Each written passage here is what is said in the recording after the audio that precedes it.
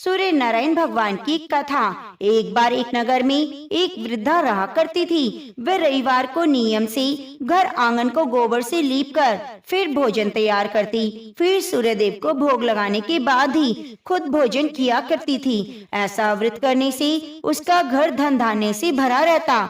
हरि की कृपा से घर में किसी प्रकार की कोई दुख नहीं था। घर में सब कुछ आनंद मंगल था। इसी तरह कुछ दिन बीत जाने पर वह पड़ोसन जिसकी गाय का वह गोबर वह वृद्धा लाया करती थी, विचार करने लगी कि ये बूढ़ी माई हमेशा मेरी गाय का गोबर ले जाती है। यह सोचकर उसने एक दिन अपनी गाय को घर के अंदर बांध दिया। फिर तो वह हर दिन ही अपनी गाय को घर के भीतर बांधना शुरू करने लगी। इधर गोबर न मिलने पर बूढ़ी माई रविवार के दिन अपने घर को लीप नहीं पाई, इसलिए ना तो उन्होंने भोजन बनाया और ना ही भगवान को भोग लगाया और ना ही खुद भोजन किया। इस तरह उन्होंने निराहार व्रत किया। सुबह से शाम हो गई, शाम से रात हो गई, वे बूढ़ी माई भूखी ही सो गई। फिर रात में भगवान ने उन्हें स्वप्न में दर्शन दिए और भोजन ना बनाने भोग ना लगाने का कारण पूछा। तब बूढ़ी माई ने सूर्य देव को बताया कि गोबर ना मिलने के कारण आज वह भोजन नहीं बना सकी है।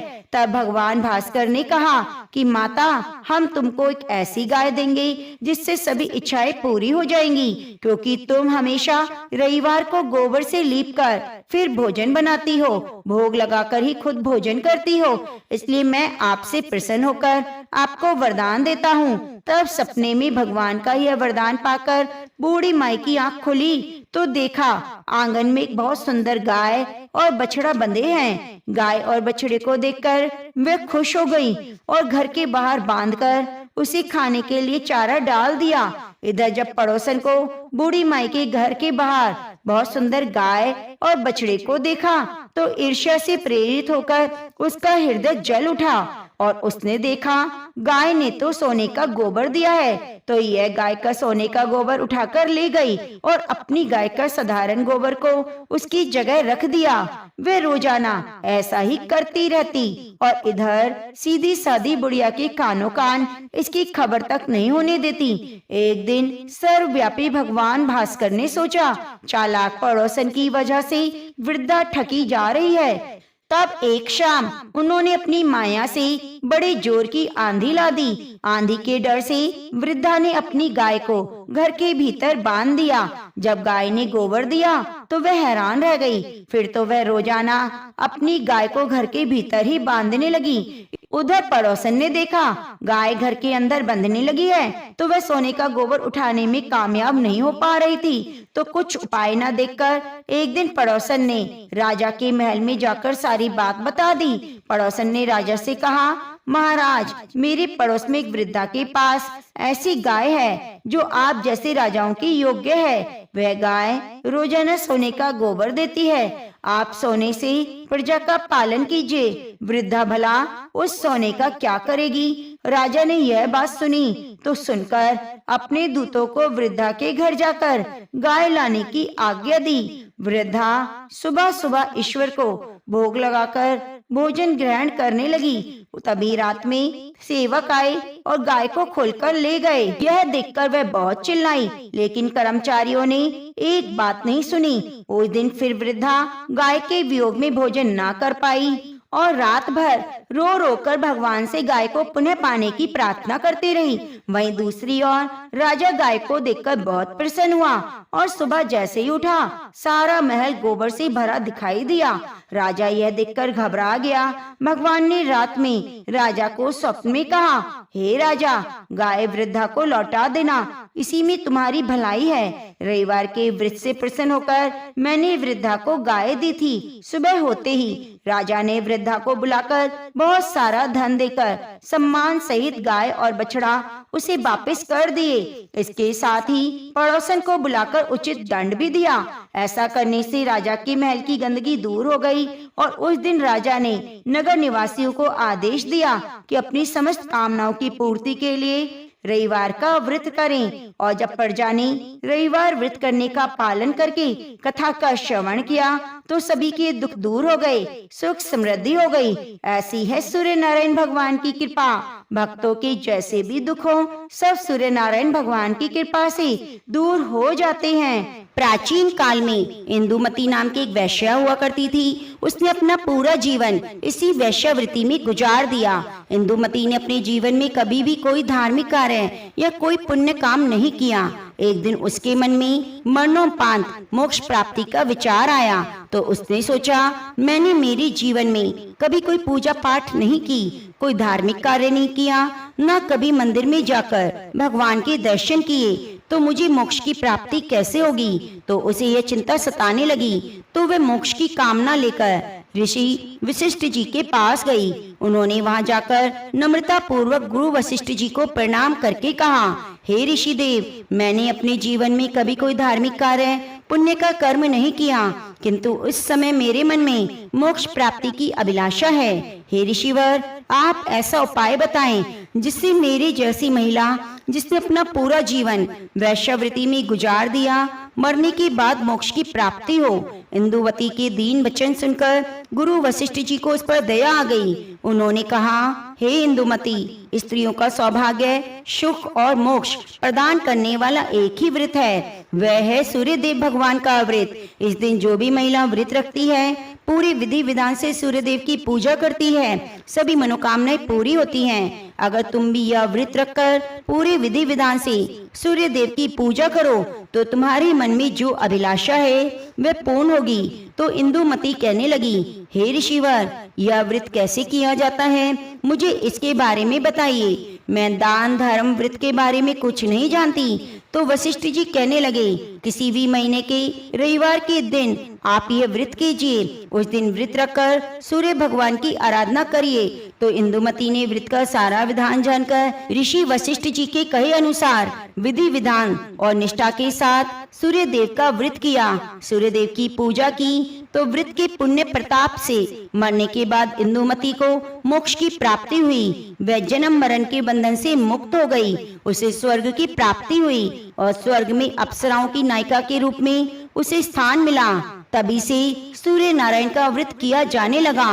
लोग पूरी श्रद्धा के साथ सूर्य देव की पूजा अर्चना करते हैं और व्रत रखकर गुड़ का दान करते हैं। तो प्रेम से बोले, सूर्य नारायण भगवान की जय। कहा जाता है, भगवान को सोने का सिंहासन, हीरे मोती के आभूषण और हजारों दीपक उतने प्रिय नहीं जितना कि एक निष्कपट भक्त का प्रेम होता है। जिस हृदय में छल नहीं होता, केवल समर्पण होता है, वहाँ स्वयं भगवान निवास करते हैं। आज की कथा एक ऐसे ही अद्भुत संत की है जिनके प्रेम ने भगवान श्री राम को विवश कर दिया और माता जानकी ने स्वयं उनके भाव की मर्यादा रखी। प्रिय भक्तों, आषाढ़ मास का पावन समय चल रहा था।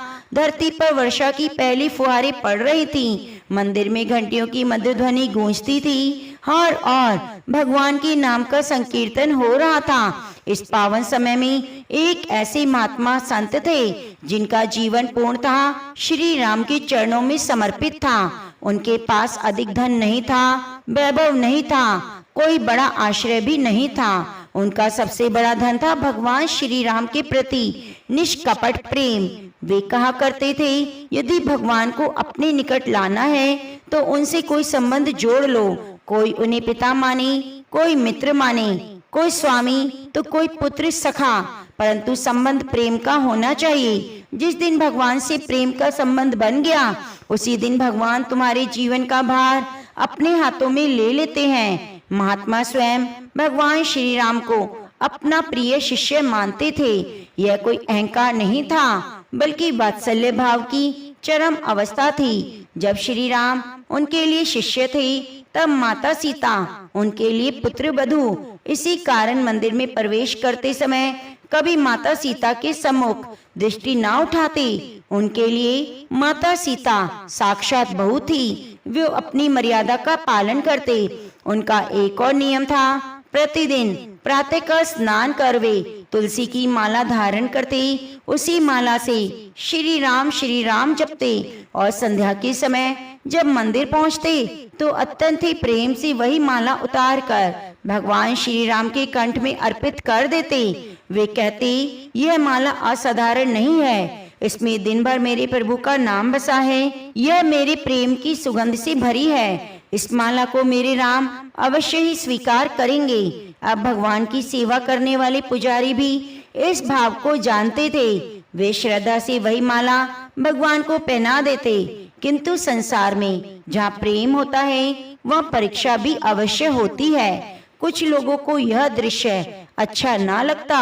वे आपस में कहने लगते, ये कैसा संत है, अपनी पहनी हुई माला भगवान को पहना देता है, भगवान को तो नई माला अर्पित करनी चाहिए। धीरे धीरे उन्होंने पुजारी के मन में भी संशय भर दिया। एक दिन पुजारी जी ने कहा, महाराज जी, यह उचित नहीं, भगवान को कभी पहनी हुई वस्तु नहीं चढ़ाई जाती। यदि माला अर्पित करनी है तो नई माला होनी चाहिए।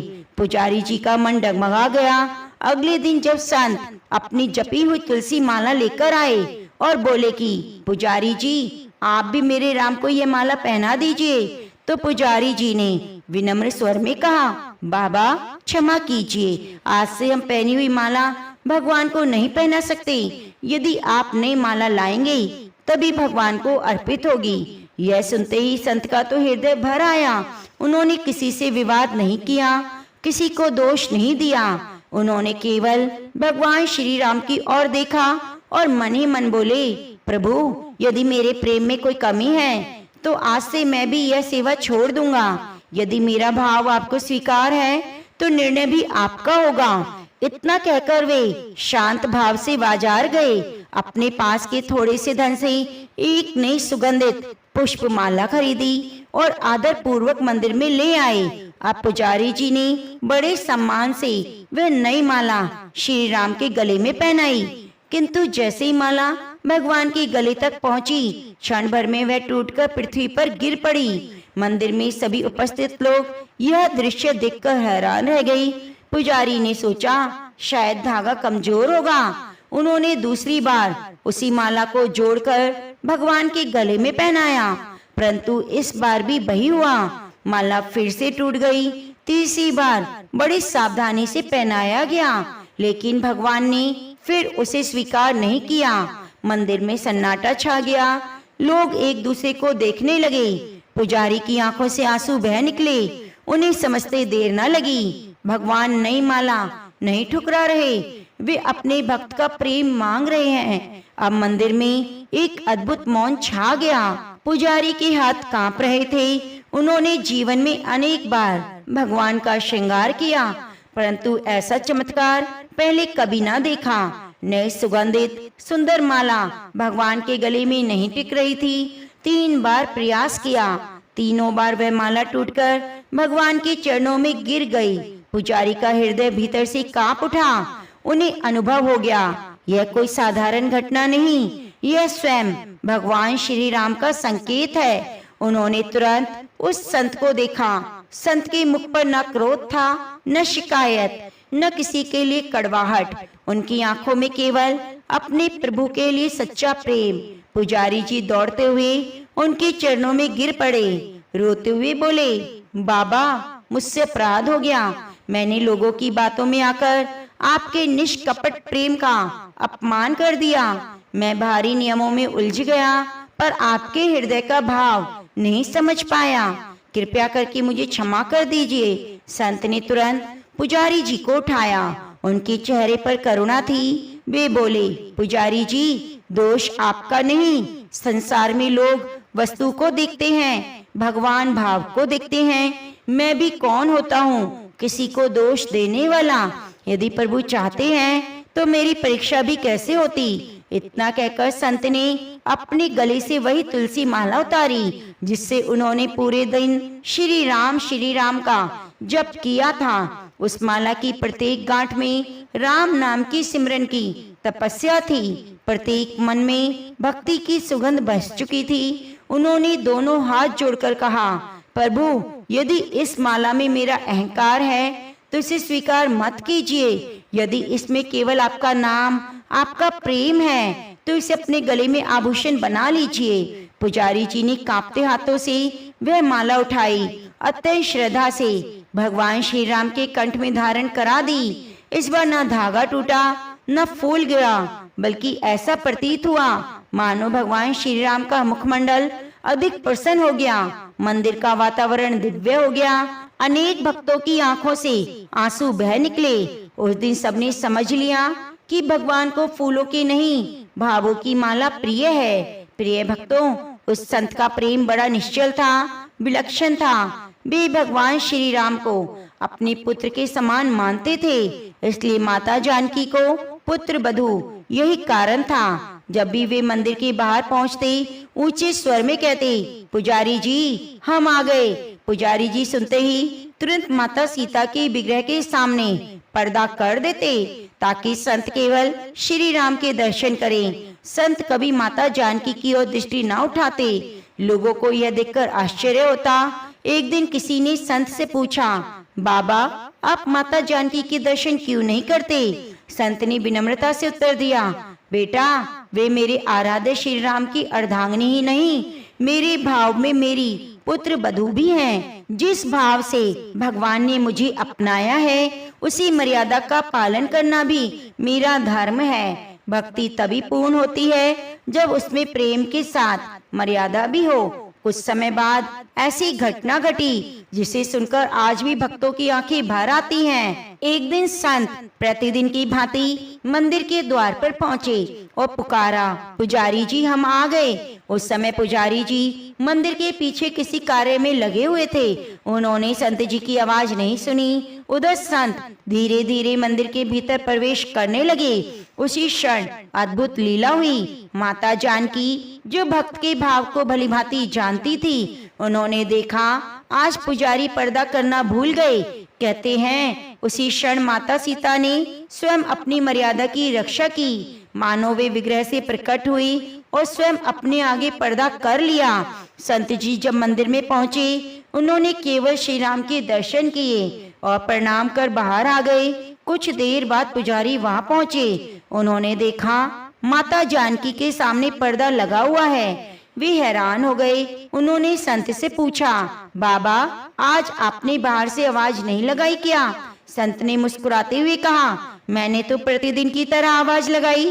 पुजारी ने आश्चर्य से कहा, मैंने तो नहीं सुनी, फिर पर्दा किसने लगाया? यह सुनते ही संत कुछ क्षण के लिए मौन हो गए। उनके हृदय में एक दिव्य अनुभूति हुई। वे समझ गए कि आज मेरी पुत्रवधू माता जानकी स्वयं मेरे कारण कष्ट उठाना पड़ा। उनकी आंखों से अश्रुधारा बह निकली। वे हाथ जोड़कर बोले, हे राम ये क्या हो गया मुझसे? मेरे कारण माँ जानकी को अपने आसन से उठना पड़ा। यह मेरे जीवन का सबसे बड़ा अपराध है। उसी क्षण संत ने अद्भुत संकल्प किया। उन्होंने कहा, आज से मैं मंदिर के भीतर प्रवेश नहीं करूंगा। मेरे प्रभु तो सर्वव्यापी है। यदि मेरे बाहर खड़े रहने से माता जानकी को विश्राम मिलेगा तो यही मेरे लिए सबसे बड़ा सौभाग्य है। उस दिन से वे प्रतिदिन मंदिर के बाहर ही खड़े होकर श्री राम को प्रणाम करते, बाहर से ही पुकारते, अरे मेरे राम अपने इस सेवक पर कृपा बनाए रखना, संसार के सब प्राणियों का कल्याण करना, जो भी तेरे द्वारे आए उसे कभी खाली मत लौटाना। इतना कहकर वे शांत मन से लौट जाते। प्रिय भक्तों, आषाढ़ मास की ये प्रेरणादायक कथा सिखाती है कि भक्ति का अर्थ केवल पूजा पाठ नहीं, बल्कि अपने जीवन में प्रेम, विनम्रता, मर्यादा, त्याग, निष्कपट भाव को उतारना है। जो भक्त अपने अहंकार का त्याग कर भगवान को अपना सर्वस्व मान लेता है, उसके जीवन की रक्षा स्वयं भगवान करते हैं। ऐसे भक्त के सम्मान की रक्षा के लिए वे अपने नियम भी बदल देते हैं। इसलिए संतों ने कहा है, भगवान को फूलों की सुगंध से अधिक भक्त के निर्मल हृदय की सुगंध प्रिय है। भगवान को सोने का मुकुट नहीं, प्रेम से झुका हुआ मस्तक प्रिय है। और भगवान को महंगी भेंट नहीं, निष्कपट भक्ति से भरा हुआ हृदय प्रिय है। जहाँ निर्मल प्रेम है वहीं भगवान का निवास है, और जहाँ सच्चा समर्पण है वहीं भगवान की कृपा आरंभ होती है। तो प्रेम से बोलिए सियावरी रामचंद्र की जय।